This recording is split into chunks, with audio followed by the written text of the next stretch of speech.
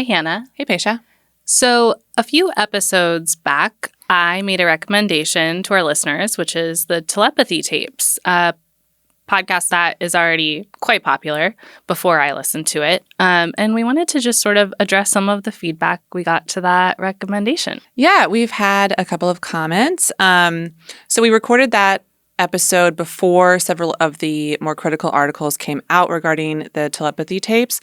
We actually debated if we should cut that recommendation, but ultimately we decided to keep it in. You know, there's a lot to unpack with that whole podcast, and we think it's worth talking about. Yeah, I want to say that the aspects of the podcast that I really loved are still true, despite the criticism, which is that I think it makes you really ask bigger questions about the way that we perceive non-speaking people and what their, the perceived limitations that we might put on them knowingly or unknowingly, and also just what their caregivers are experiencing, helping them move through this world that's not built for them. Those are the aspects of the podcast that I really enjoyed thinking about. I never bought into the full-blown idea of telepathy, but that was just less important to me. That said, some of the criticism seems valid. Mm-hmm.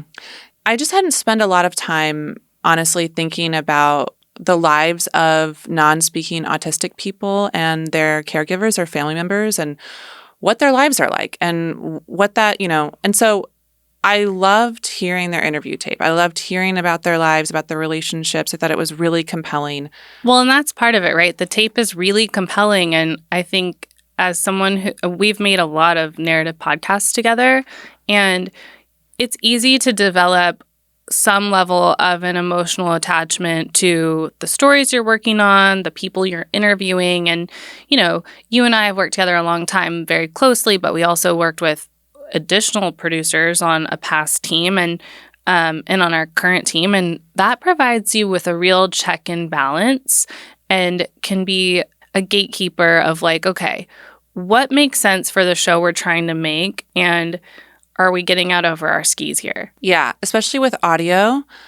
When you don't have the visual element, the narrator, the storyteller, actually has so much power.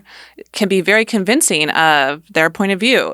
So you have to be pretty careful. And I think that's something we think about a lot. As you said, like we are really careful. We think about how we're presenting a story or an idea or research because we don't want to be skewing things toward our perspective if our perspective is not actually grounded in evidence. Or if it's relevant to the story. Right. I think in this podcast where things get a little dicey is she is compelled by the people she's speaking with, and I think comes from a place of like wanting it to be true.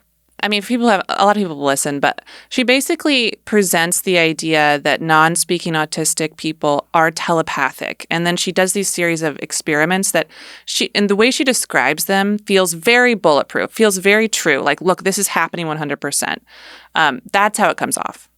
Right. And obviously, we can't verify that that's really happening. And I don't think that necessarily a healthy level of skepticism is presented in the tape. And maybe it should have been, because I think now the conversation is sort of distracting from a conversation we really should be having about inclusivity. Totally. Because you can't deny the fact that there are a lot of people, a lot of caregivers who have reported very similar ideas, like experiences that they are communicating in an unusual or unconventional way.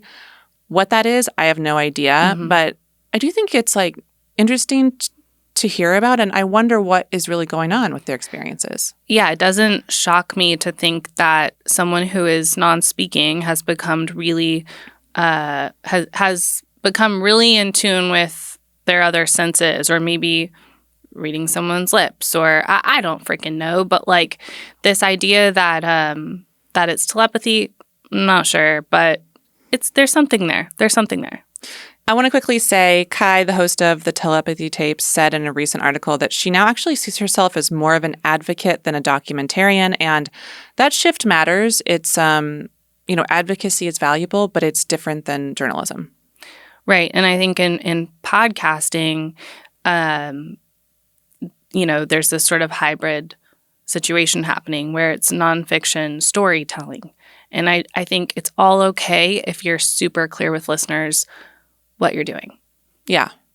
So we're not saying listen and believe everything, but I think it's an interesting podcast and part of a kind of cultural conversation right now. So, we wanted to recommend it. We want to talk about it and, maybe think critically about it. And if you're listening to our episodes and recommendations, thank you. And if you're reaching out on Instagram, also thank you. We'd love to hear from you guys. And these conversations, we have them all the time because we love podcasts.